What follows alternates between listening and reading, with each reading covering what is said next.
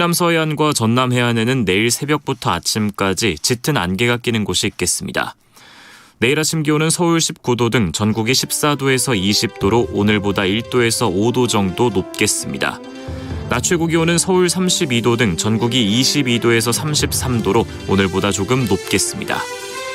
KBS 1라디오 저녁종합뉴스 아나운서 태희경, 남현중이었습니다.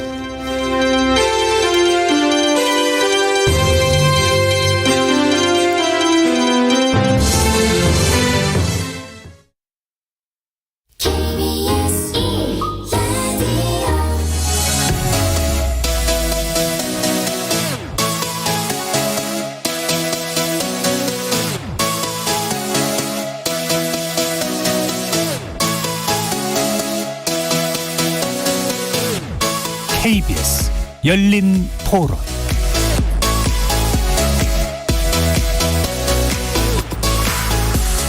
안녕하십니까. KBS 열린 토론 정준희입니다.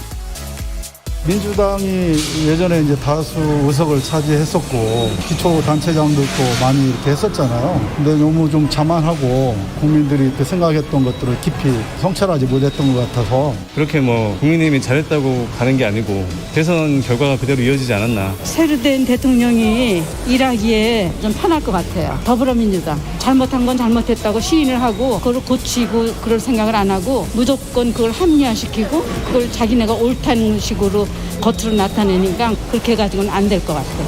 민주당이 민심을 다시 보게 되는 계기가 되지 않았나. 비대위 다 사퇴도 하고 그런 상황이라고 하니까 국민들 마음을 다시 헤아릴 수 있는 계기가 되지 않을까 생각하고 있습니다. 상대당에 대해서 너무 안 좋은 거를 갖다 부각시켜서 없었던 것도 있는 것처럼 그런 부분들이 사실상 너무 그 염증을 느꼈거든요. 헐뜯는다는 그런 느낌이 너무 강해서 앞으로는 그냥 정당하게 했으면 좋겠어요. 거리에서 만나본 시민들의 목소리 어떻게 들으셨습니까?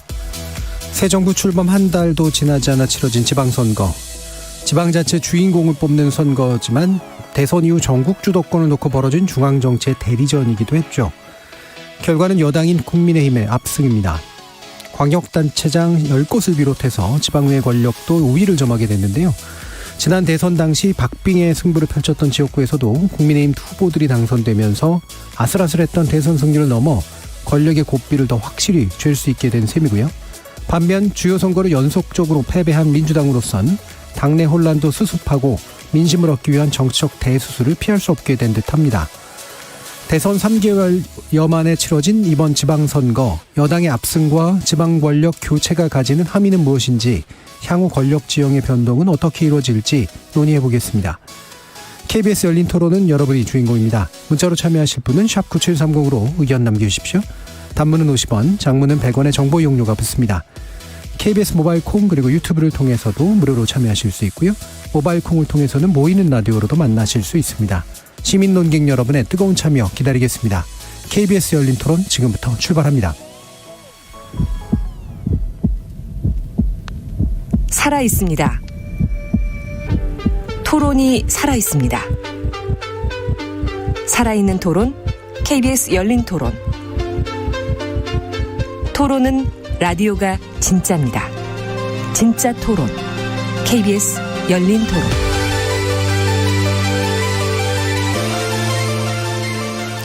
오늘 함께해 주실 세 분 소개합니다. 김영우 전 국민의힘 의원 나오셨습니다. 네, 안녕하세요.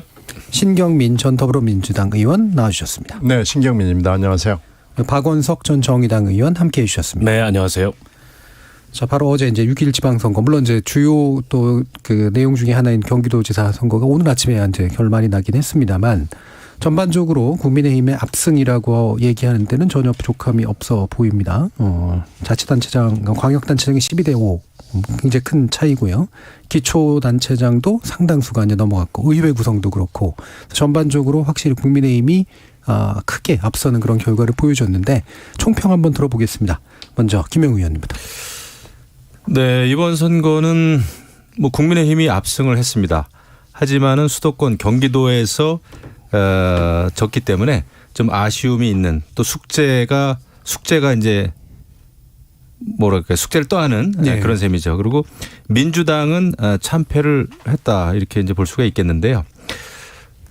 정말 민심이 무섭습니다. 근데 이제 앞으로 이제 그 국민의힘과 민주당이 어떤 행보를 보일지가 굉장히 중요한데 제가 볼 때는 정치에 있어서 가장 중요한 게 선거인데 또 선거가 끝났을 때 그 결과를 어떻게 해석하고 받아들이느냐가 결국 그 다음 선거에 연결이 되는 것 같아요. 네. 그래서 국민의힘도 사실 과거에 박근혜 전 대통령 탄핵 이후에 굉장히 어려움을 겪었고 내일이 큰 선거를 그냥 서너 번 지지 않았습니까? 네. 그래서 당내 내용이 굉장히 심했었는데 어쨌거나 지난 대선에서 정권 교체를 이뤘고 그다음에 이번 이제 지선에서는 압승을 했죠. 경기지사에서 졌다는 것은 굉장히 아픈 부분이 있습니다만은 국민의힘은 또 국민의힘대로 여기서 뭐 정말 국민의힘이 잘해서 이겼다라기보다는 굉장히 앞으로 이제 국민의힘을 어떻게 더 좋은 정당으로 바꿔 나갈 것인가를 노력해야 되고요. 그다음에 한 가지 굉장히 중요한 것은 경기지사 선거에서 졌는데 똑같습니다. 잘 싸웠지만 졌다라는 생각을 하면 큰일 난다 예. 생각을 합니다. 진 건 진 거니까요. 그래서 이 경기지사에서 진 그 이유를 잘 또 되새기고 잘못된 것은 고치는 것이 앞으로 이제 국민의힘 미래를 위해서는 좋겠다라는 생각을 합니다. 예, 승자의 여유와 겸허함이 묻어나는 그런 말씀이셨습니다. 네, 노력했습니다. 자, 신경민 의원님. 일단 크게 거시적으로 본다면 당 차원을 떠나서 굉장히 낮았어요, 투표율이. 네. 특히 광주 호남 지역이 낮았습니다. 이것은 투표하지 않음으로써 사실 국민들의 마음을 유권자의 마음을 보여준 거 아니냐 싶고요. 특히 광주 지역이 낮았다는 것은 물론 승부가 결정이 됐다는 것도 있지만 사실 광역만 투표하는 건 아니거든요. 예. 그런 점에서는 되게 기본 정도는 했어야 되는데 투표를 대부분이 다들 하여튼 뭔가 지금 있는 거예요. 무관심이라기보다는 뭔가 싫었다라는 것을 보여준 거라서 이건 좀 정치권이 특히 민주당이 심각하게 받아들여야 되는 아주 중요한 문제가 아닌가 생각이 되고요. 이번에 또 지역 대립이 뭐 엄청나게 아직도 여전히 똑같다. 지역 대립이 심하다라는 것을 보여주는 투표가 영호남 지역에서 여러 군데서 나타났습니다. 그래서 이것도 아무리 풀려고 노력하고 말로는 뭐 어쩌고 저쩌고 해도 이게 잘 안 되는구나 라는 걸 또 보여줬고요. 민주당의 성적표는 제가 보기엔 이제 반성과 쇄신이라는 말만 가지고 안 되는 뭐 굉장히 큰 난제 중에 난제를 안고 있는 것 같아요. 이것을 3월 9일 대선에서 제대로 정리하지 않고 다시 6월 1일 선거로 온 탓이 아닌가라고 생각을 합니다.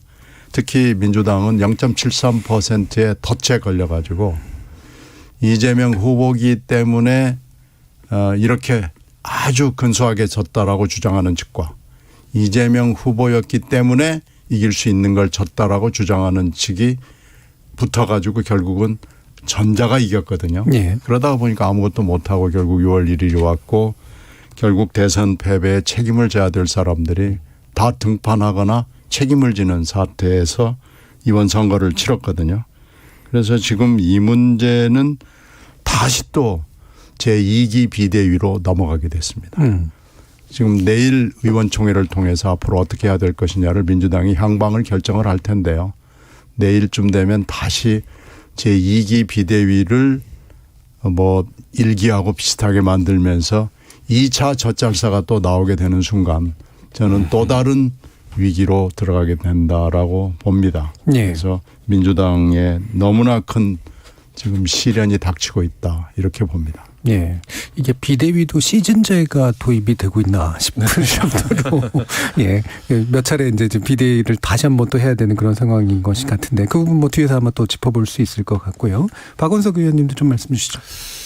이게 저는 유권자들, 그 국민들 시각에서 보면 국민의힘이 이번 선거에서 이겨야 할 이유, 국민의힘을 찍어야 할 이유는 뭐 그다지 딱히 뚜렷하거나 많지 않은데 네. 민주당이 이번 선거에서 져야 할 이유, 민주당을 찍지 말아야 할 이유는 굉장히 많았던 것 같아요. 그런 면에서 일종의 이제 민주당 심판 투표가 저는 이루어졌다고 보고 좀 전에 우리 신경민 의원님께서 말씀 주셨듯이 투표장에 민주당 지지층이 나가지 않은 것도 일종의 심판이었던 거죠. 네. 이유야 뭐 여러 가지가 있겠습니다만 지난 그 재보궐선거부터 내리 지금 3연패지 않습니까? 사실은 빨간 신호등이 들어왔고 민주당이 좀 거기서 브레이크를 잡고 뭔가 내부를 들여다보고 그다음에 다시 이제 당을 어떻게 운영해야 될지 이런 방향을 정비할 시간이 있었음에도 불구하고 당 내에 어떻게 보면 굉장히 획일화된 그런 목소리에 휘둘려서 그런 기능이 전혀 작동하지 않았던 것 같아요. 가장 제가 보기에는 좀 심각하게 느끼는 게 지난 대선에 이제 근소한 차이지만 졌지 않습니까? 근데 대선에서 진 정당이 대선 직후에 검수완박과 같은 정치 전선을 만드는 건 굉장히 이상한 거예요. 근데 국회에서 의석이 다수라는 이유로 사실은 새 정부가 출범을 앞두고 있는데 검수완박법을 무리하게 밀어붙이면서 그게 국민들 눈에는 민주당이 선거에서 지고 나서도 여전히 그 선거 결과에 승복하지 않는구나. 저는 이런 인상을 주기에 충분했다고 보고요. 그로 인해서 여론이 굉장히 악화됨에도 불구하고 송영길 대표 대선 패배에 책임이 있다고 스스로 인정하고 대표직을 내려놨는데 갑자기 지역구를 버리고 서울시장 선거를 출마하고 그 지역구에 똑같이 대선 패배에 책임이 있는 이재명 후보가 출마함으로 인해서 민주당이 선거 앞두고 어떻게 보면 도대체 무슨 생각으로 무슨 전략으로 저런 명분 없는 출마를 택할까 그게 의아할 정도로 선거 전체에 대한 명분을 떨어뜨렸다. 그렇다 보니까 지지층이 흩어졌는데 물론 그래도 강성 지지층은 남아있죠. 근데 이제 지지층이 흩어질 때는 연성 지지층이 제일 먼저 흩어지고 그다음에 중간층 스윙 보터들 같은 경우에 투표를 아예 안 하게 돼버리는 그런 결과가 나오면서 전체적으로 2002년 지방선거 이후에 최저 투표율을 기록한 건 저는 민주당 지난 대선에서 민주당과 이재명 후보를 선택했던 그 지지층들이 대거 투표장에 나가지 않음으로 인해서 그렇게 투표율도 낮아졌고 결국엔 민주당이 선거 참패를 당한 거 아닌가 그렇게 봅니다. 예, 알겠습니다. 전반적으로 뭐 쭉 다 짚어주셨는데 일단은 그러면 이제 투표율 문제를 더 공통적으로 또 얘기를 해주시기 위해서 이 해석이 이제 전반적으로 나타나는 건 민주당 지지층이 주로 많이 안 나갔다. 라고 지금 이제 해석이 되잖아요. 이게 뭐 정확하게 뭐 수치로 이제 파악하기 좀 어려운 면들은 좀 있긴 합니다만 실제로 좀 그렇다고 보시는가요?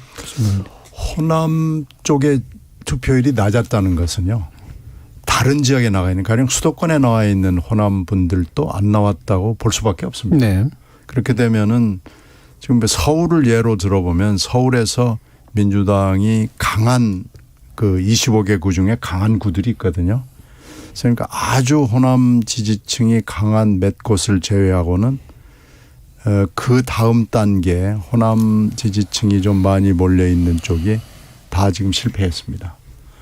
그래서 물론 처음에 기대했던 것보다는 조금 늘어나서 다행이긴 한데 많은 그 지역 자치구에서 실패를 했어요. 네. 구청장이 재선이나 3선이 되는데 이것은 호남에서 어떤 그 정치적 아노미 현상이 결국은 수도권에도 그대로 적용이 됐고 그런 분위기가 지금 있다는 걸 웅변으로 보여주는 거죠. 지금 뭐 민주당 하는 걸 보니까 차라리 투표 안 하는 게 낫겠다라고 보는 그렇게 생각하는 사람들이 꽤 있는 거죠. 네.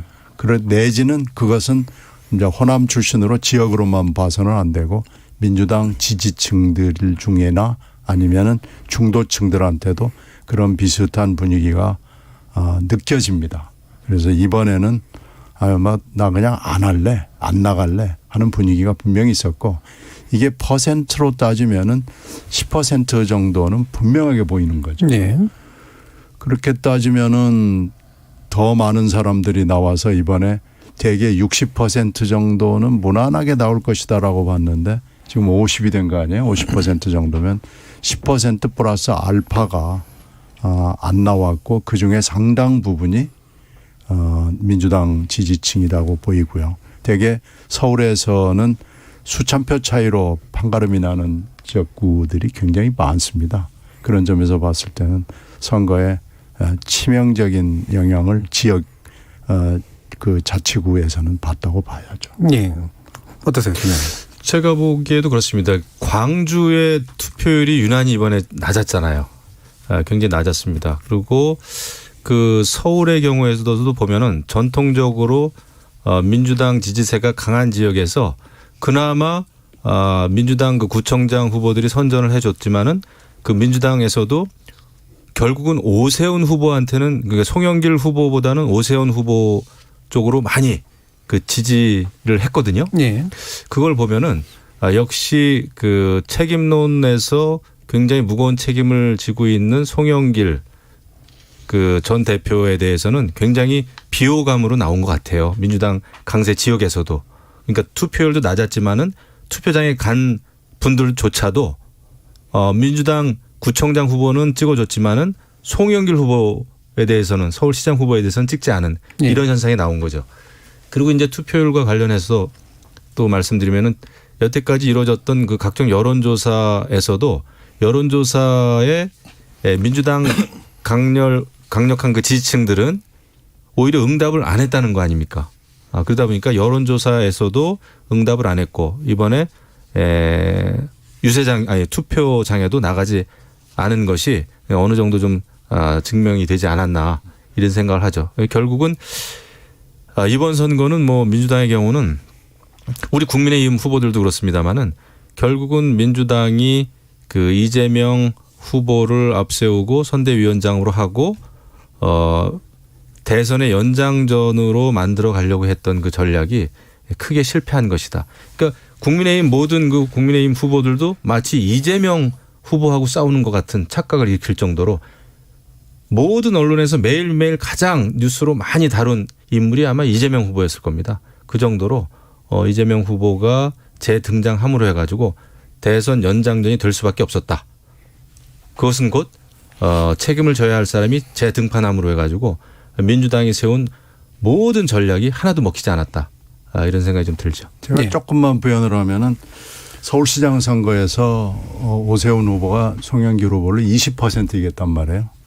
근데 서울시장 선거에서 이렇게 차이가 나는 건 그건 좀 드물 거예요. 보궐선거가 더 차이가 났던 것 같은데요. 그렇죠. 그건 이제 최근에 그런 현상이 있었는데 하여튼 이건 드뭅니다. 보통의 선거의 경우에는. 그러니까 송영길은 못 찍겠다라는 분위기가 있는 거죠. 그러니까 이제 민주당 지지층이나 아니면은 중도층에서도 구청장은 민주당을 찍되 시장은 못 찍겠다 이렇게 나오는 거죠. 그러니까 그러면 송영길 후보가 왜 여기를 나와서 서울시장 후보로 민주당에서 나와 있느냐라는 거에 대해서 납득을 못하는 겁니다. 그러니까 그렇게 되니까 송영길 후보가 20%의 차이로 진 거고 25개 서울구에서 한 군데서도 다수를 점하지 못했거든요. 이것은 서울에서 그렇게 했다는 것은 이건 심각하게 해석을 해야 되고 이게 왜 문제가 됐는지를 고쳐야 됩니다. 이건 이 대목에서는 설명할 길이 무슨 이유를 대도 설명할 길이 없는 거예요. 그러니까 일단 한 가지를 보면은 책임을 져야 되는 인물, 이를테면 대선 패배의 후보자인 이재명 후보자와 당대표였던 이제 송영길 전 당대표가 왜 후보로 나왔냐, 너 책임 안 지고 이러기서 이제 반감을 가지는 게 한 가지 가설이고요. 또 한 가지 가설은 이럴 수도 있잖아요. 그러니까 이재명 후보를 대선에는 지지했지만 이재명 후보가 여전히 뭐 마음에 든다고 하더라도 그렇다고 해서 예를 들면 시장을 민주당 시장을 찍어주거나 구청장을 민주당 구청을 찍어주거나 난 이러진 못하겠다. 또는 각각의 어떤 이유로 예를 들면 송영길이라는 사람이 서울시장에 맞는지 모르겠다. 책임의 문제하고 떠나서. 그래서 이제 나는 못 찍겠다로 갈 수도 있잖아요. 그러니까 이거에 대한 해석들은 되게 여러 가지가 있을 수가 있는 것 같은데 박원석 의원님은 어떠세요? 아니 저는 뭐 명분이 어쨌든 선거에서는 굉장히 중요하다고 생각해요. 그런데 이번에 이제 송영길 대표의 서울시장 출마는 뭘로 봐도 정치 명분이나 도의하고는 굉장히 어긋나는 이제 그런 결정이었고 이게 이제 지지층을 좀 부끄럽게 만드는 거죠. 특히 이제 열성 지지층은 출마해라 이렇게 막 적극적으로 권하고 했지만 그게 아닌 이 스윙보터층이거나 좀 연성 지지층들 같은 경우에는 저렇게까지 해야 되나. 명분 없는 이런 정치를 해야 되나 이런 어떤 비판적인 마음이 들다 보니까 그분들이 투표를 안 하거나 투표장에 나가도 말씀하셨던 대로 구청장은 민주당 후보를 지지하지만 서울시장은 못 찍겠다 이런 선택을 한 게 아닌가 싶고 그 선관위에서 투표 며칠 앞두고 적극적 투표 의향에 대한 여론조사를 실시한 적이 있어요. 네. 거기 보면 20대 같은 경우에 지난 대선에 투표를 많이 했고 한 60% 이상 투표를 했고 20대 전체에서 비슷하게 나왔지만 20대 여성들 같은 경우에 압도적으로 이재명 후보를 지지를 했어요. 이번에는 그 차이가 더 두드러졌는데 근데 20대의 적극적 투표 의향이 44%밖에 안 되는 걸로 조사가 됐어요. 비교하자면 60대 이상은 80%가 넘는 투표 의향을 가지고 있는데 그렇게 보면 세대별 그 투표율이 아직 나오진 않았지만 그건 뭐 선관위에서 시간이 좀 걸릴 겁니다. 근데 짐작컨대 상대적으로 민주당 지지층이 많은 젊은 층에서 투표를 덜 했을 가능성이 굉장히 높고 역대 선거에서도 보면 투표율이 떨어져도 이 장년층의 투표율은 그렇게 많이 안 떨어집니다. 젊은 층이 투표율이 많이 떨어질 때 전체 투표율을 떨어뜨리는 경향이 나타나거든요.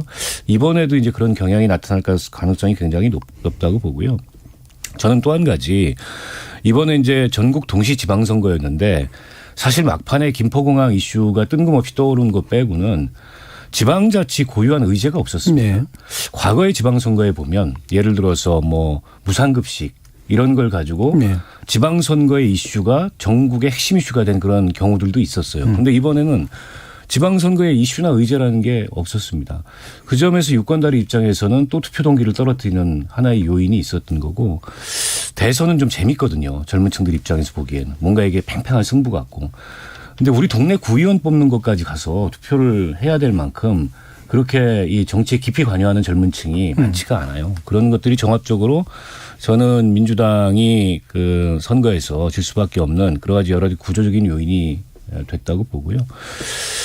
또 한 가지 제가 문제 제기하고 싶은 거는 이번에 이제 가치나 정책의 측면에서 민주당은 어쨌든 김대중 노무현을 계승하는 민주 진보 정당이라고 얘기를 하는데 민주의 그 진보적인 가치를 중시하는 정당이라고 얘기를 하는데 과연 정책 측면에서 차별성이 있었나? 대표적으로 부동산 정책에서 송영길 후보와 오세훈 후보의 어떤 차이점이 있었나? 오히려 이 송영길 후보 같은 경우에도 뭐 규제나 이런 것들 다 풀고 적극적으로 개발하자. 부동산 정책 때문에 지난 대선에서 패배했고 문재인 정부 실패했다. 이렇게 주장을 했지 않습니까? 그래서 저는 명분에서 졌을 뿐만 아니라 이 가치나 정책 측면에서도 민주당이 전통적 가치나 또 전통적인 정책 방향하고 거리가 먼 그런 얘기를 함으로 인해서 어떻게 보면은 그 민주당의 지지층들로 하여금 투표를 망설이게 했던 게 이 패배의 요인이 아닌가 싶습니다. 그 대선이나 이제 지난번 보궐선거 이후 특히나 LH 사태 이후로 그리고 부동산 문제 이후로 사실은 서울이나 경기 특히 수도권을 좌지우지하는 그런 의제 중에 보면 특히 부동산에 관련된 진보적 의제가 제출될 만할까라는 생각이 좀 있었거든요.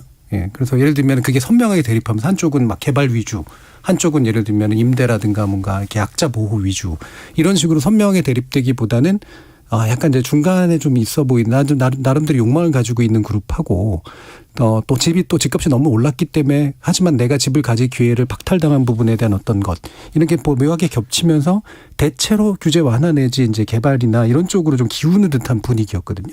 그러다 보니까 이제 그 양당이 비슷한 의제 쪽으로 좀 흘러간 면들이 좀 있어 보이는데 어떻게 판단하세요? 근데 이제 민주당이 이번에 사실 그런 부동산 이슈조차 제기를 안 했습니다. 사실 지난 대선에서 그 정권 교체가 되고 민주당이 졌던 것이 부동산 문제였음에도 불구하고 그것에 대한 어떠한 대책에 대해서 이게 그림을 제시를 못했어요. 송영길 그 후보조차도 그랬고 이재명 후보도 그랬고 이번 지방선거를 너무나 정치적인 선거로 몰고 간 거죠. 그러면서도 여전히 검수완박 이야기를 했고 윤석열 정부에 대해서 검찰공화국이다. 라고만 했거든요. 그러다 보니까 사실 국회에서는 여태까지 계속 민주당이 지금도 그렇고 압도적인 다수를 차지하면서 검수완박을 통해서 힘자랑을 좀 해왔잖아요. 네. 그런데 지선 때 국정 운영에 책임 있는 여당과 윤석열 정부를 견제해야 된다. 그러니까 약자 코스프레를 갑자기 민주당이 하다 보니까 거기에 대해서 유권자들이 공감을 좀 안 해준 것 같습니다. 아직도 국회에서는 민주당이 하고 싶은 대로 다 해온 거 아닌가? 또 법사위원장도 자리도 안 준다고 그러고 이러다 보니까 견제론이 먹히지 않은 것 같습니다. 그리고 역시 첫 단추를 잘못 깬 거죠. 민주당이 사실은 여러 가지 개혁에 대해서도 그렇고 그게 선거 일주일 앞두고 박지원 비대위원장이 혼자 대국민 사죄하고 개혁이 필요하다라고 할 수 있는 게 아니거든요. 개혁은 혼자 할 수 있는 것도 아니고 그것이 사실은 대선 직후에 정말 뼈를 깎는 각오로 우리 당은 이렇게 개혁을 하겠습니다라고 했었어야 되는데 검수완박에만 치중하다가 막판에 돌출적으로 대국민 사죄 뭐 이런 걸 하다 보니까 당내 분란만 일으키게 된 그래서 민주당의 그 전략이 먹히지 않았다. 또 먹히지 않을 수밖에 없는 가장 최초의 그 원인은 책임 있는 사람들이 다시 후보로 등장했다. 그리고 일관성이 없었다. 왜냐하면 지난 대선 때 그 국회의원 재보궐 때는 그 재보궐의 원인을 제공했기 때문에 민주당이 후보조차도 내지 않았잖아요. 근데 이번에는 송영길 전 대표가 자신이 재보궐의 원인을 제공했는데 그 자리에 또 이재명 후보를 또 그쪽으로 좀 꽂았단 말이죠. 전략공천했단 말이죠. 이렇게 민주당이 원칙이 없이 너무나 모든 걸 정치적인 선거로만 몰고 간 것이 참패의 원인이 아닌가 이런 생각을 하죠. 네, 이번에 뭐 양당이 공이 특별한 전략이라는 걸 눈에 띄는 만한 게 별로 없었어요. 부동산 이슈가 그렇게 몇 년 동안 들썩들썩했는데 금방 앵커께서 말씀하신 대로 뭐 뚜렷한 뭐 처방이랄지 공약이랄지 이런 건 없었고 그냥 부동산 문제 해결하겠다는 그 원론만 다들 얘기를 했고요.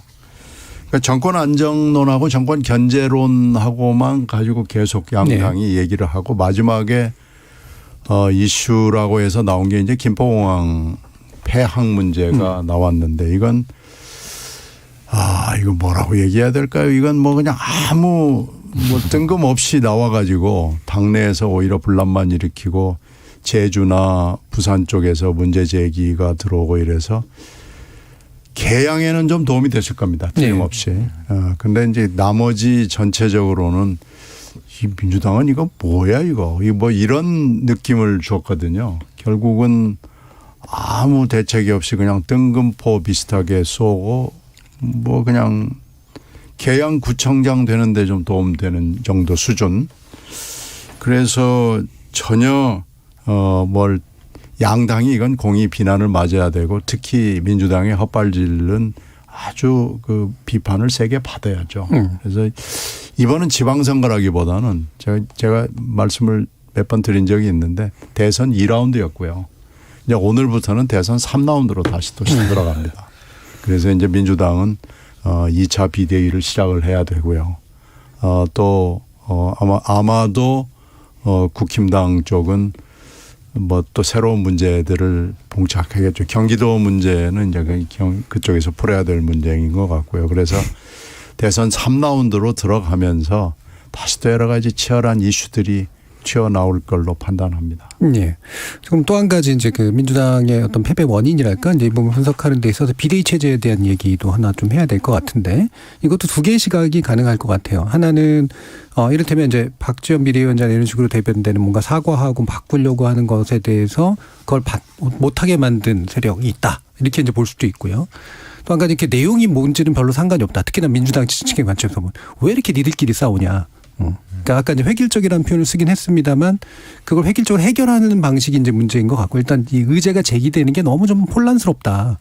니들은 좀 안 싸웠어 이렇게 했는데 하여튼 뭐 난 좀 찍기 싫어. 이런 식으로 약간 효능감 자체가 사라지는 이런 방향으로 갔다. 그래서 이런 분란 자체가 원인이었다. 또는 질서 없는 분란 뭐 이런 게 원인이었다. 이렇게 볼 수도 있을 것 같거든요. 일단 내부적으로는 어떻게 좀 보시나요? 그건 딱 선거 일주일 전에 나온 얘기고 그것도 이제 맥락이 없어요. 물론 이제 이유야 있죠. 이제 여러 가지 성비리 문제에 대해서 당이 제대로 대처하지 못했다는 충심은 읽히지만 도대체 이 시기에 왜 이걸 해야 되는가라는 데 대한 설명을 뚜렷하게 하지 못하고 지금 비대위가 오늘 아침에 끝나버렸단 말이에요. 그럼 이제 2기 비대위에서 이것을 픽업할 수 있을 것이냐도 매우 의심스럽습니다. 그리고 이 문제를 단기간 내에 해결할 수 있는 문제인지도 지금 매우 의심스럽고요. 원래 분란이라는 건 질서 있는 분란은 별로 없어 보이는데 왜 갑자기 나와야 됐는지에 대해서 지금도 아무도 설명을 하지 못하고 문제를 제기한 박지원 전 위원장도 지금 이거에 대해서 뚜렷하게 설명을 내놓지 못하고 있기 때문에 이 문제는 결국은 2기 비대위뿐만 아니라 8월에 있을 것으로 또 7월이 된다는 설도 지금 나오고 있죠. 그래서 7, 8월에 있게 될 아마 전당대회에서 그 이슈가 어떻게 픽업이 될지를 모르겠어요. 그런데 이게 어떤 한 세대를 다 나가라, 그러니까 용퇴하라라는 것이 현실적으로 가능한 적이 한 번도 없기 때문에 저는 이 문제가 무슨 가닥지를 잡아서 풀려나갈 수 있을지 잘 모르겠습니다. 네. 아까 이제 일관성 부분을 지적하신 것하고도 저는 연결되는 것 같은데요. 그렇죠. 이 결국은 타이밍입니다. 네. 책임을 질 때 책임을 지는 노력을 했어야 되는데 대선 직후에는 별다른 얘기가 없다가 선거 일주일 전에 책임 있다. 죄송하다. 그것도 박지원 비대위원장 홀로 말이죠.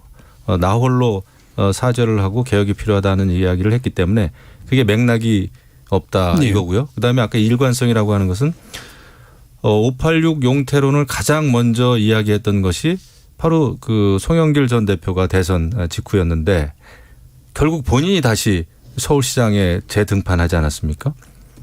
그리고 또 보궐선거의 원인을 제공한 경우에는 그 지역 공천을 안 한다라는 원칙을 가지고 지난 대선 때도 잘 해오다가 뭐 종로에도 공천을 안 했으니까요.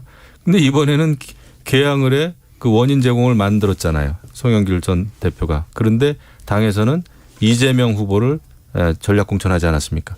그러니까 원칙이 없었습니다. 그리고 처음에 송영길 전 대표가 서울시장 출마할 때도 박지원 비대위원장은 처음에는 좀 반대했었어요. 그런데 이제 문재인 전 정부의 청와대 비서실장이었던 노영민 후보가 충북지사를 나오는 걸 보고 송영길 후보가 못 나올 이유가 없다라고 또 말을 바꿨습니다. 박지원 비대위원장이. 네. 그러다 보니까 이제 일관성이 없다. 그래서 이제 그 당에서 이런 것이 미리미리 함께 논의되고 토론된 과정이 없다 보니까 충동적이고 이렇게 단발적으로 나온 것이 아닌가 이런 생각을 하고요.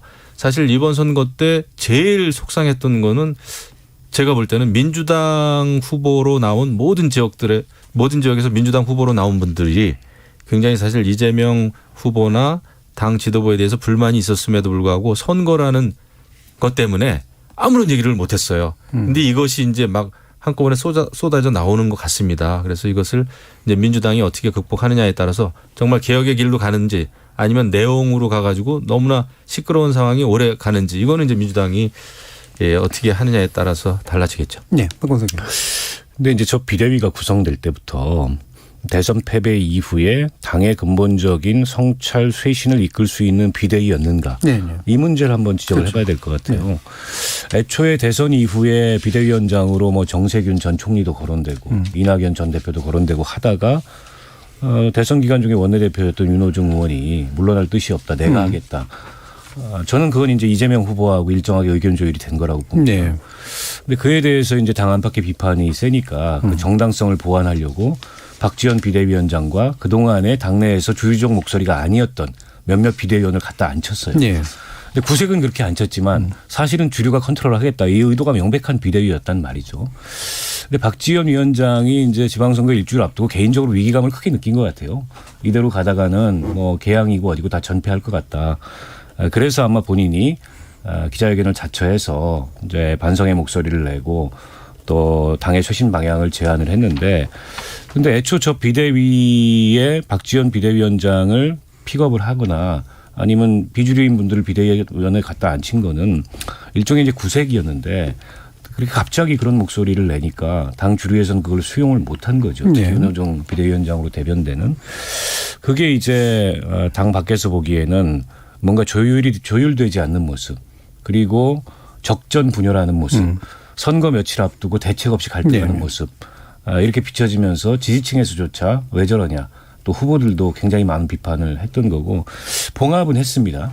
봉합은 했습니다만 아까 신 의원님 말씀하신 대로 과연 2기 비대위에서 박지원 위원장이 제안했던 그 5대 당의 쇄신 제안이 그대로 수용돼서 그 논의가 이루어질지 그것을 둘러싼 어떤 백과정명과 토론을 통한 혁신의 방향이 잡힐지 아니면 다시 그것도 원점으로 돌아가서 새롭게 논의를 하게 될지 그건 좀 지켜봐야 될 것 같고 어쨌든 출발부터 한계가 굉장히 많았던 비대위였고 그렇기 때문에 중간에 검수완박법을 무리하게 밀어붙일 때나 혹은 뭐 명분 없는 그런 송영길 후보나 이런 분들의 출마에 대해서도 박지원 위원장 같은 분도 제동을 걸지 못했어요. 오히려 거기에 편승하는 모습을 보이기도 했거든요. 그러니까 그때 편승한 건 뭐고 또 갑자기 반성과 쇄신이냐 저게 과연 진정성이 있는 거냐. 네. 이런 그 논초리까지도 받았던 게 아닌가 싶습니다. 예. 이 부분부터 뒤에서 이제 그 당내 재편이 어떻게 될 것인가라는 부분하고 연결해서 한번 좀 더 살펴보고요. 일부가 시간이 많이 남지는 않았습니다만은 이제 경기도 결과에 대해서 좀 얘기를 해보죠. 민주당 입장에서는 이게 막판에 이렇게 출구조사하고 다른 결과가 나옴으로써 사실은 전반적으로 보면 확실히 진 건데 이것 때문에 들 진 것 같은 느낌이 이제 확 들게 됐단 말이에요. 그렇죠. 예. 오늘 새벽 5시 반부터 상황 판단이 좀 많이 달라졌습니다. 예. 일단은 김동연 후보는 민주당적 색깔이라고 그럴까요? 그런 건 좀 많이 옅은 분이죠. 그렇죠. 그리고 이제 경력이나 그 후보 경쟁력이라고 표현을 할 수 있는 인물론에서는 좀 훨씬 낫다는 평가를 예. 받았고요. 그런데 이게 이제 정당 지지도나 이 기초자치단체가 거기가 31군데가 있습니다. 경기도가. 그런데 경기도가 물론 동서남북이 다 다르지만 31군데를 이렇게 쭉 우리가 추적을 해보면은 굉장히 불리했어요. 그리고 오늘 그 판도가 나왔는데 이제 많이 졌죠. 22대 9였습니다. 네, 그러니까 이거 많이 졌는데도 불구하고 여기서도 이제 분리투표 비슷한 게 일어난 거예요. 그래가지고 뭐 굉장히 치열하게 했는데 이거 졌구나라고 이제 어젯밤에는 네. 결론이 나는데 결국 까 보니까 정말로 신승을 하게 된 것은 일단은 그 제3의 후보 강용석 후보의 존재도 하나 있었지만 네. 더 결정적인 것은 그 김은혜 후보가 여러 가지 잔매를 많이 맞았습니다. 본인의 그 KT 인사청탁 문제랄지 재산 축소 신고랄지 뭐 이런 문제를 가지고 계속 잔매를 맞으면서 그 잔매가 어떻게 보면은 두 가지가 하나는 취업 관련이고 하나는 재산 관련이고 이래서 남녀노소에게 모두 다 굉장히 불쾌한 문제였던 것 같아요. 그래서 거기서 표를 많이 깎아 먹었던 거 아닌가 해서 강용석 후보한테도 표가 깎이고 본인의 규책 사유로 표가 깎이고 이러면서 신승을 할 수 있었지 않나 이렇게 생각합니다. 예. 일단 이제 강용석 후보는 생각보다 표를 많이 깎아먹진 못했지만 한 1% 정도 되니까 그래도 이제 그 결정적인 표의 수였죠. 5만 표니까. 예. 굉장한 겁니다. 근데 또 이제 반대로 보면은 이제 이른바 진보 계열 후보들의 전체 그 민주당을 제외한 또 표가 또 강용석 후보랑 비슷해 한 4만 표 정도가 아마 합치면 그렇게 나오니까 그래서 누구 때문에 졌다 이거는 사실 좀 약간 좀 웃긴 것 같고 다만 국민의 입장에서는 굉장히 좀 약간 뭔가 도둑 맞은 느낌이고. 그럴 거예요. 저는 국민의힘이 사실은 그 경기도지사 선거에서 이 사실에 대해서 굉장히 직시를 해야 된다고 생각합니다. 여기서 정말 지난 대선에서 민주당이 재워놓고 졌지만 잘 싸웠다라는 생각 가지고 이번에 임했기 때문에 저는 또 졌다고 보거든요. 그래서 국민의힘도 똑같습니다. 저는 경기도지사 선거 결과를 놓고 잘 싸웠지만 졌다 이렇게 생각하면 안 된다고 봅니다. 네. 그 김은혜 후보는 굉장히 이번에 그 순발력을 가지고 열심히 했고요. 능력을 많이 보여줬어요. 사실 지난 대선에서 이재명 후보에게 윤석열 후보가 한 5% 졌는데 이번에 0.15%로 네. 지지 않았습니까? 많이 올라간 거죠. 그럼에도 불구하고 역시 김은혜만의 이미지와 정책을 보여주는 데는 실패했다. 네. 이렇게 생각합니다. 왜냐하면 선거 자체를 그 당에서도 그렇고요. 마치 김은혜 후보는 윤심이다. 라는 거를 굉장히 자랑스럽게 그 유세를 했습니다. 그리고 최고의 윤핵관이고 윤석열 대통령이 가장 사랑하는 후보가 김은혜 후보다. 이런 얘기까지 스스로 하고 그랬습니다. 예. 그거는 저는 굉장히 패착이었다고 생각합니다. 지금의 경기도는 과거의 경기도가 아니에요. 제가 이제 경기도에서 이제 정치를 했으니까 아는데 이제는 많이 젊은 층이 많이 있고 유입됐고 젊은 층들이 일자리에 대해서 굉장히 고민을 하고 있고 이제는 경기도가 그냥 친여 성향의 후보를 찍어주는 그런 것이 아닙니다. 네. 그리고 여러 가지 친보수 쪽을 많이 약해졌죠. 그렇죠. 예, 예. 그리고 이제 젠더 문제도 네. 있고 그런데 이런 상황에서 김은혜 후보가 어떤 자신의 브랜드를 만드는 데는 조금 실패하지 않았나 생각이 네. 되고요. 여기서 전략적으로 당도 윤핵관이라든지 뭐 윤심이라든지 이런 거를 강조하면 강조할수록 오히려 저는 그게 부정적인 영향이 있을 수 있다. 특히 젊은 층에게는 말이죠. 그래서 선거 전략을 좀 잘못 짰고요. 이 선거 패배의 원인을 저는 강용석 후보에게 전가시키는 것도 저는 맞지 않다고 봅니다. 물론 강용석 후보가 나오지 않았더라면은 결과는 달라졌을 수가 있어요. 하지만은 모든 선거에서 무소속이 나오고 하는 것은 굉장히 자연스러운 일입니다. 잘못이 있다면은 강용석 후보가 무소속으로 나오지 않게끔 미리미리 준비를 했어야 되고 또 단일화 노력을 지혜롭게 했었어야 되죠. 근데 지금에 와서 강용석 때문에 졌다라고 하는 것은 네. 그것은 국민의힘에게 앞으로 도움이 절대 안 된다 생각합니다. 네, 너무 쉬운 희생양 찾기죠, 사실은. 예. 그리고 강용석 후보가 한 10%, 15% 만약에 득표율이 나왔다면은 강용석 후보에 대해서 이렇게 막 욕도 안 했을 거예요. 네, 오히려. 근데 너무 작은 차이로 졌는데 그 표 정도를 강용석 후보가 물론 좀 더 많이 가져갔습니다만은 그러다 보니까 저 사람만 아니었으면 됐는데 라는 그 억울한 마음 때문에 자꾸 강용석 얘기를 하는데 저는 안 맞다고 봐요. 네, 이런 억울함이 원래 정의당은 또 많으시잖아요. 근데 이게 0.12% 차이잖아요. 0.12% 차이면은 모든 게 다 이 차이의 원인인 것처럼 느껴져요. 결과론적으로. 예. 근데 저는 어쨌든 김은혜 후보의 아까 이제 김동연 후보의 승리는 인물론이다 이렇게 말씀하셨는데 공감하고요. 김은혜 후보의 패인이 뭘까 이걸 생각해 보니까 이 국민의힘 경선 때 민심에서는 김은혜 후보가 크게 졌는데 당심에서 크게 이겨서 후보가 됐다는 말이죠. 사실은 유승민 전 대선 후보가 민심에서는 굉장히 앞섰고 본선 경쟁력도 김동연 후보가 나온다고 하더라도 앞선다는 그런 조사가 있음에도 불구하고 이제 대통령이 사실상 뭐 내리꽂다시피 한 그런 김은혜 후보가 당원들의 적극적 지지를 배경으로 후보가 됐어요. 그게 저는 어쨌든 약간 중도 성향을 갖는 국민의힘 지지층들 입장에서는 마뜩치 않았을 거다라는 생각이 들고 이 정도 차이면은 이제 그런 대목도 좀 걸린다는 거죠.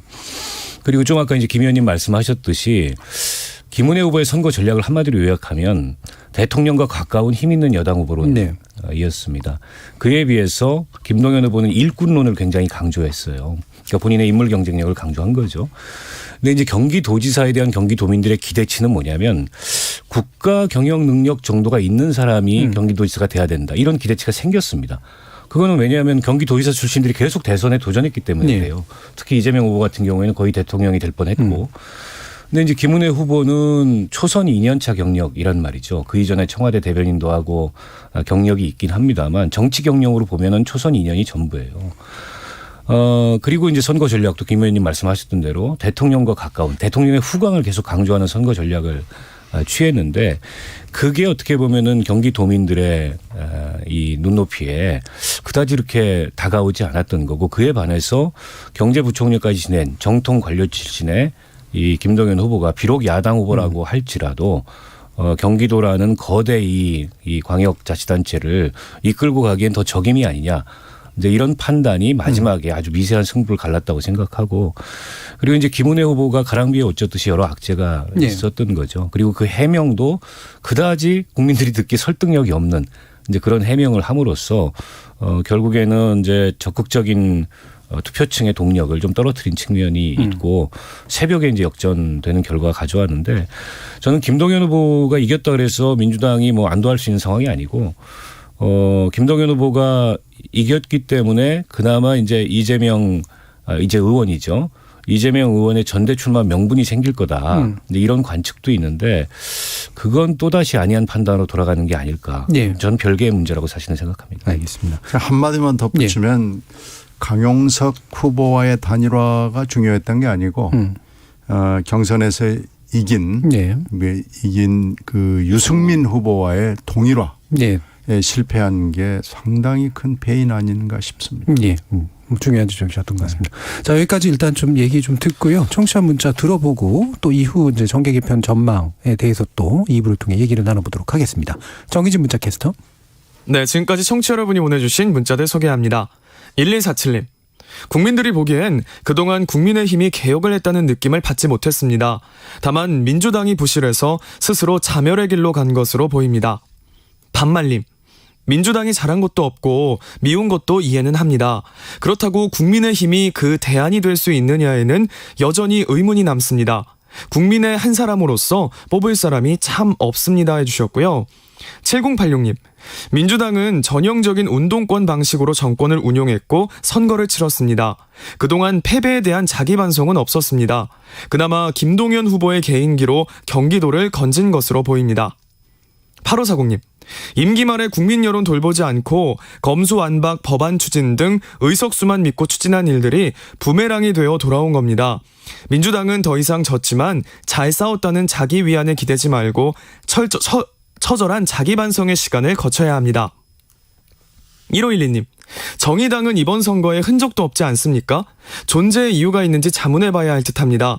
냉철한 반성의 시간이 필요합니다. 7086님. 경기지사의 유승민, 인천 계양을의 안철수 또는 이준석이었으면 민주당의 성적은 더욱 초라했을 겁니다. 몇몇 선거에서 상대 후보의 호감도와 경쟁력이 떨어진 것이 민주당 입장에선 그나마 다행인 선거였죠.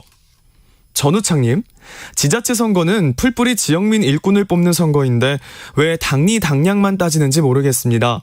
국민, 시민, 주민은 일 잘하는 일꾼을 뽑는 건데 선거에 나온 후보들은 오로지 당을 위해 선거에 나오는 것 같습니다. 라고 보내주셨네요.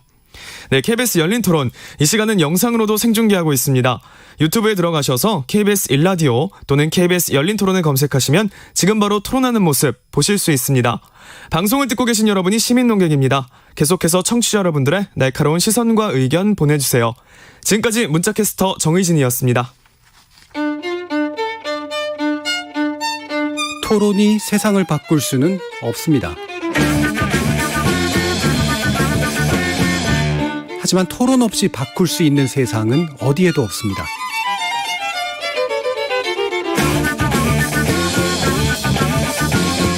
세상의 선한 변화를 갈망하는 당신. 정답이 아니라 질문의 힘을 믿는 당신. 우리 KBS 열린 토론에서 만납시다.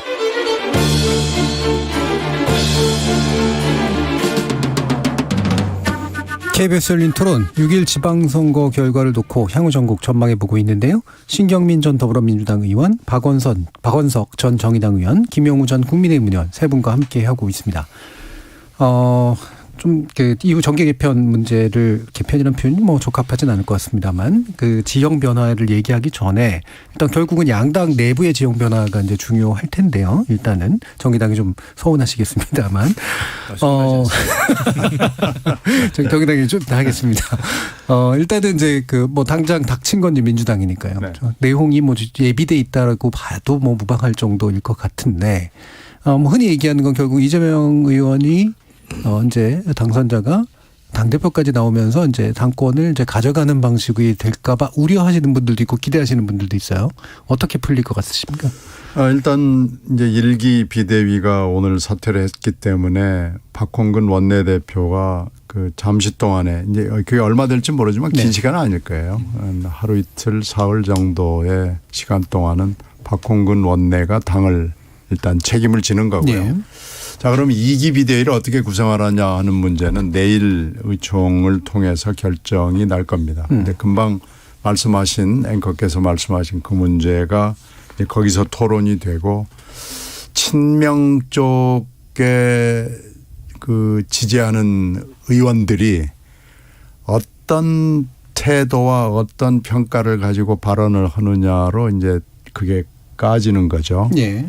그리고 이제 첫 의총이 되면은 당연히 이제 새로 당선된 의원들이 와서 인사를 하면서 그 인사말 속에도 녹아 있을 거예요. 당연히 이제 이재명 의원이 뭐라고 얘기를 할 거고요. 근데 어제 저녁과 오늘 아침 개양을 그 소감을 이재명 후보로부터 직접 들으신 분들이 전 국민들이 많을 텐데 거기 들어보면 비판과 질책을 겸허하게 받아들인다까지만 있습니다.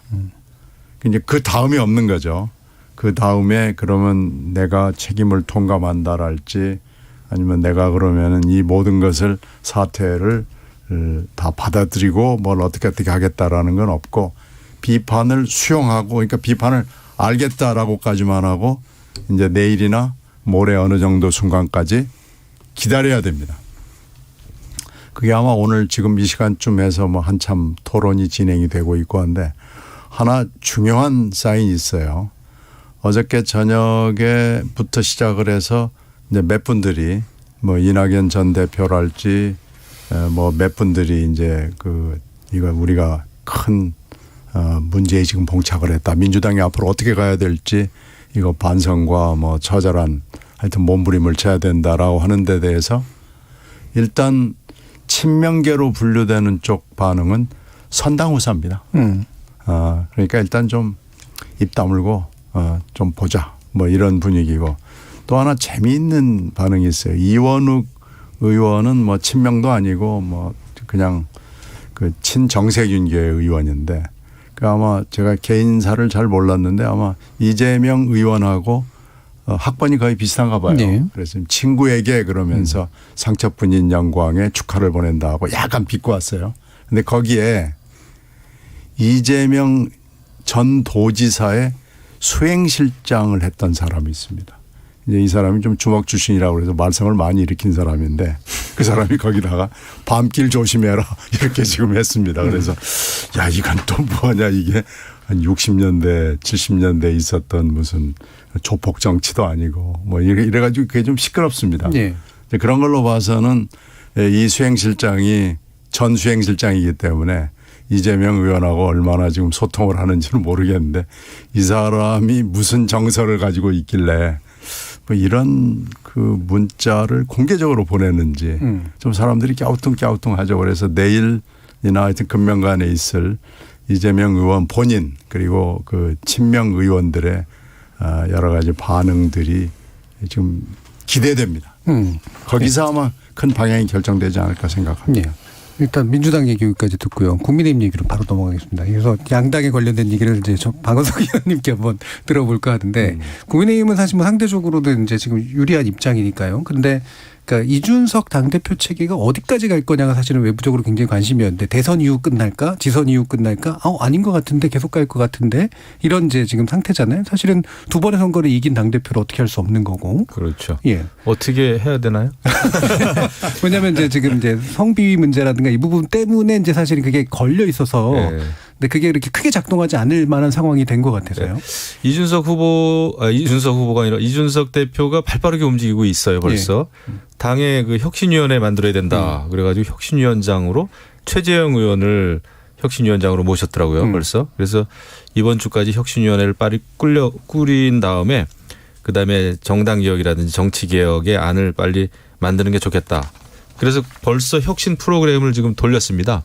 그리고 이준석 대표가 상당히 이번 그 지선 결과는 두렵다. 이런 얘기까지 했어요. 그러니까 나름대로 국민의힘이 안고 있는 문제도 있으니 잘 개혁해 나가자라고 하는 취지인 것 같습니다. 그런데 이제 전반적으로 봤을 때 그런 게 필요하겠죠. 아까도 말씀드렸습니다만 경기도지사 선거 패배에 대해서 어떤 입장을 갖느냐 가지고 의견이 또 꽤 나올 수가 있습니다. 이게 그냥 광역단체도 아니고 수도권에 가장 많은 인구인 그 경기도 도지사 선거였단 말이죠. 그다음에 명심과 윤심이 부딪히는 선거라고 다들 평가하고 있는 이런 지역의 선거에서 근소한 차이지만은 패배했기 때문에 여기에 대해서 이야기가 분명히 있을 것 같아요. 당내에서. 하지만은 전반적으로 봤을 때는 국민의힘은 이제 윤석열 정부가 출범한 지 얼마 안 됐고 뭐 청와대 개방했고 한미 정상회담했고 지난번에 또 5.18 그 추념식에 다 같이 참석을 했고 해서 전반적인 분위기는 조금 괜찮습니다. 그런 분위기는 있는데 그럼에도 불구하고 또 당내 문제가 있을 수가 있죠. 그리고 이제 또 안철수 안철수 이제 후보가 지금 이제 원내 진입을 했기 때문에 지금 당장의 일은 아닙니다만은 당권 또 차기 대권까지도 새로운 움직임이 있을 수가 있죠. 예. 네. 자, 이렇게 이제 양당을 보라보시는 정의당의 입장은 어떠신지. 사실은 정의당 자체가 지금 사실 굉장히 좀 고통스러운 상태여서요. 네. 뭐 정의당 얘기부터 좀 말씀을 드리면 이번 선거에서 광역의회 비례대표 2석을 포함해서 총 9석을 얻었습니다. 기초의원 7명. 저희가 지난 2018년도 지방선거에서 이제 37석의 7명의 공직자를 배출했고 그중에 광역의회 그 정당 득표로 배출하는 광역의회 비례대표를 10군데 지역에서 배출을 했는데 그때에 비하면은 거의 뭐 민주당이 참패라면 정의당은 폭망의 수준이 된 거죠. 정의당이 창당을 2013년도에 했는데요. 창당 직후에 있었던 지방선거, 2014년도 지방선거, 그때는 이제 정의당의 이름조차 유권자들이 생소할 때 그때도 나가서 11명 정도가 당선이 됐는데 그때보다 더 못한 결과를 가져왔고 원외 정당인 진보당이라고 있습니다. 저희하고 과거에 한 당을 같이 하다가 갈라섰던 정당인데 이번에 기초단체장 하나를 포함해서 21명의 공직자를 배출한 거에 비하면 사실은 진보정당으로서의 대표성마저 위협받는 그런 초라한 성적을 냈고요. 오늘 그 책임을 지고 지도부가 총사퇴했는데 이제 지도부 사퇴가 문제가 아니고 그럼 어디서부터 어떻게 새로 출발할 건가. 이 논의가 당내에서 일어나야 되는데 당내에 그런 혁신의 동력이 있을까. 이게 좀 의문스러운 상황이고 과거에 이제 조국 사태로 인해서 많은 비판을 받고 그 직후에 21대 총선이 있었어요. 근데 총선에서 비례대표 정당 득표를 저희가 9.3%를 했습니다. 그래서 국민들이 마지막 기회를 주시는구나 이렇게 생각을 했는데 그 기회를 못 살린 거죠. 그 뒤로 당내에 여러 가지 내용도 있었고 자중질환도 있었고 또 굉장히 어떻게 보면 좀 국민들의 보편적인 생각과는 동떨어진 그런 가치를 추구하는 듯한 모습도 있었고 이제 그런 것들이 문제가 제기될 때마다 저는 그냥 뭐 봉합 수준의 문제 해결하고 넘어온 게 오늘날 이런 원인이 된 게 아닌가 싶고 이제는 이제 국민들한테 무관심과 외면 때로는 냉소 혹은 혐오의 대상이 된 게 아닌가 저는 그렇게 생각을 하고 저 개인적으로는 거의 당을 해산하고 재창당한 수준의 그런 환골탈태가 아니고서는 여기서 다시 국민의 신뢰를 얻을 방법이 없다 이렇게 생각을 하고 있습니다. 제가 지금 뭐 여기 나와가지고 다른 당이 어쩌니 이렇게 논평할 계제가 아닌데 또 평론을 하는 자리이기 때문에 말씀을 드리면 민주당이 고뇌의 시간이라면 이제 국민의힘은 지금 오만의 시간이 열린 거죠. 근데 이제 오만하지 않겠다 이렇게 지금 당대표부터 나서서 얘기를 하고 있는데 다 그래요. 선거에서 크게 이긴 정당들이 오만을 가장 경계하는데 결국에는 오만에 지더라고요. 과연 그 법칙에서 벗어날 수 있을지 이게 하나 첫 번째 관건일 거고 또 한 가지는 앞으로 2년 동안 큰 선거가 없습니다. 윤석열 정부가 이제 국정 성과를 내려면 앞으로 2년이 굉장히 좀 중요할 것 같아요.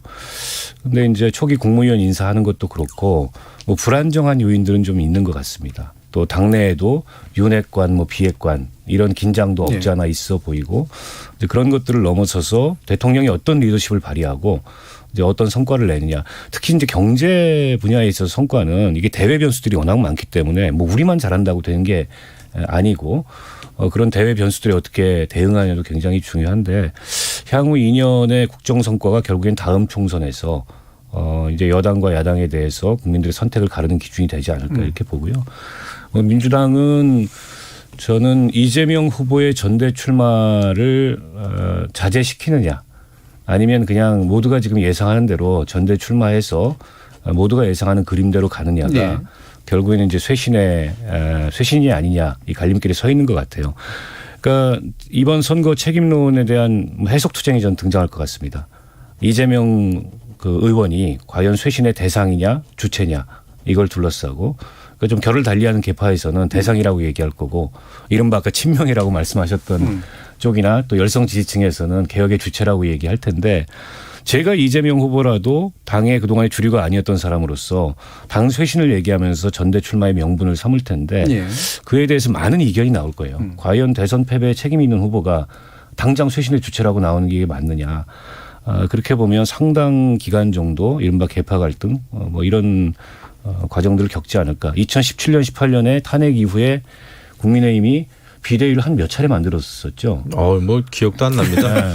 그랬다가 3번, 4번 정도 했죠. 황교안 대표 체제를 세웠는데 당의 정체성이 뭐 더 오른쪽으로 막 극우적으로 가고 내부의 정치 자원이 다 고갈되고 나서 예. 문재인 정부의 검찰총장을 불러들여서 대선을 이겼단 말이에요.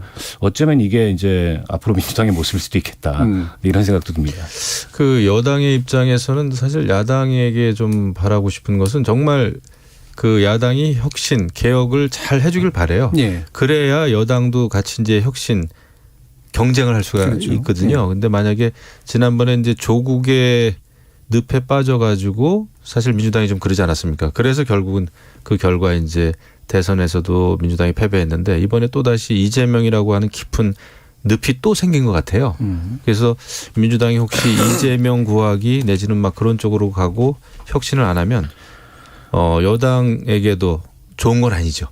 예, 서로 경쟁을 하고 있는 정당입니다만은 국민들이 봤을 때 그렇게 되면은 정치권 자체에 대한 신뢰가 떨어지기 때문에 그 좋은 경쟁을 할 수 없다. 그래서 민주당도 꼭 개혁의 길로 나서주기를 간절히 바랍니다. 예.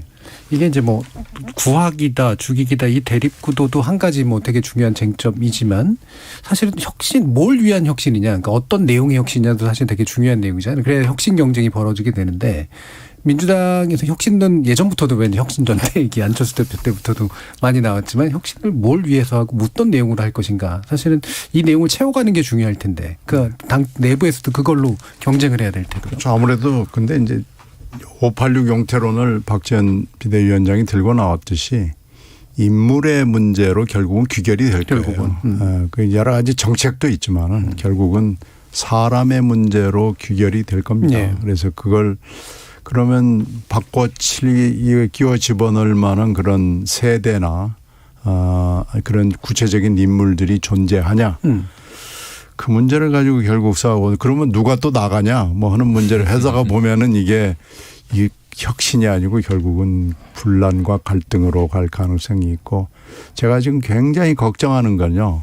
결국 이재명 의원이 대표로 출마를 전당대회에 하겠다고 선언을 하는 순간 저는 이제 사법 처리의 문제가 무엇보다도 큰 아마 전국 현안으로 등장하게 되고 이거 가지고 여야 뭐 온갖 관련되는 기관들이 다 소용돌이 속으로 들어가게 될 걸로 보입니다. 그렇게 되면은 혁신이고 뭐고 지금 아무것도 남아나지 이번에 선거에서 아무것도 남아나지 않고 결국 새로 등판한 사람들이 뭐 모르니 그러니 그러면서 이 지방선거가 결국은 대선 2라운드가 됐듯이요. 예.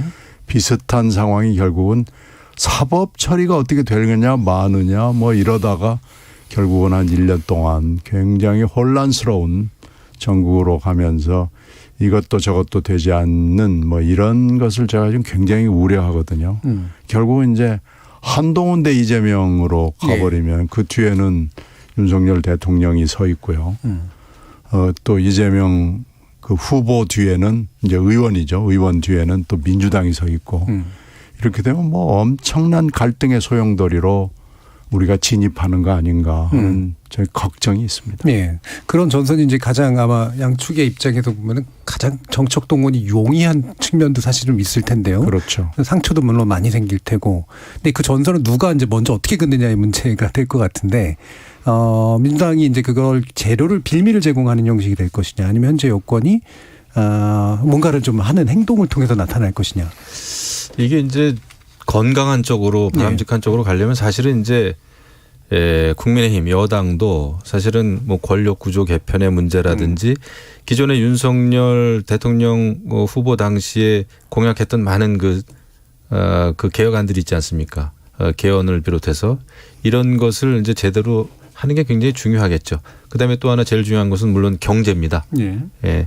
뭐 여당은 무한 책임이 있다 보니까 그 경제 정책이라든지 이런 것도 굉장히 잘 실행을 해야 되겠죠. 거기에서 안 되면은 다른 정치 개혁이라든지 이런 게 무의미하고 그냥 정치 노름으로밖에 비춰지지 않거든요. 그런 면에서 국정 운영을 잘 하는 거.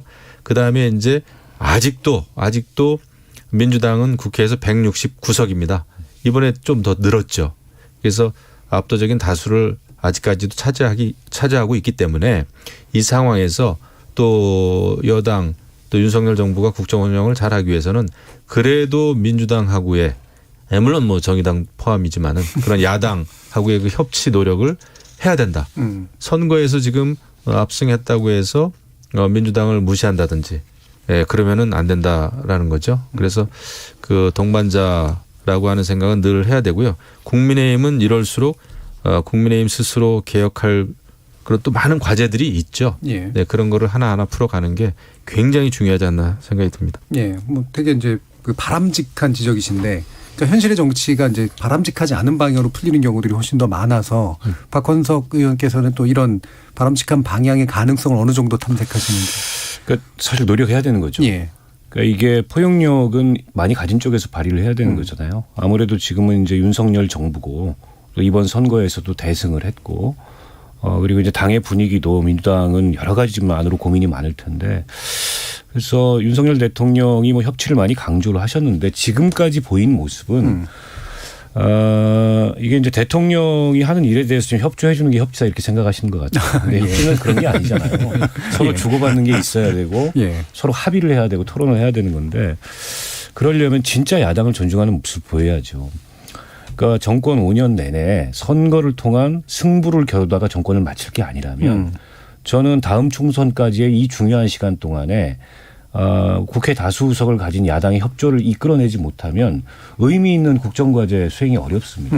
냉정한 현실이기 때문에 저는 선거는 끝났고 이제는 정말 국정 운영이라는 진짜 과제가 남아 있고 그 점에 대해서 여당이 좀 현명하고 지혜롭게 협치를 좀 이끌어줬으면 하는 바람이 있고요. 근데 민주당도 대선 직후에 보였던 모습하고는 다른 모습을 보여야죠. 또다시 이걸 이제 정치 전선을 만들어 가지고 윤석열 정부하고 싸우겠다 이렇게 가는 순간에 훨씬 더 차가운 민심을 좀 대면하게 될 거라고 보고 물론 야당으로서 견제력을 발휘할 건 발휘하되 협조할 건 협조하고 어찌됐든 지금 대한민국이라는 국가 공동체를 함께 운영해가는 이제 일종의 공동체적인 운명을 갖고 있는 거예요. 그런 면에서 봤을 때 책임 야당으로서 국회에서 일당인 그런 모습을 좀 보여야 이게 좀 정치가 살아나고 그리고 여야 모두 좀 국민들로부터 이제 좀 달라졌다 이런 평가를 받을 수 있지 않을까. 뭐 정의당도 예외가 아닙니다. 그렇게 생각합니다. 현실 정치에서는 이게 지금 최근에 많이 나타나는 되게 선제적으로 뭔가를 하려고 해서 생기는 문제들이 좀 큰 것 같아요.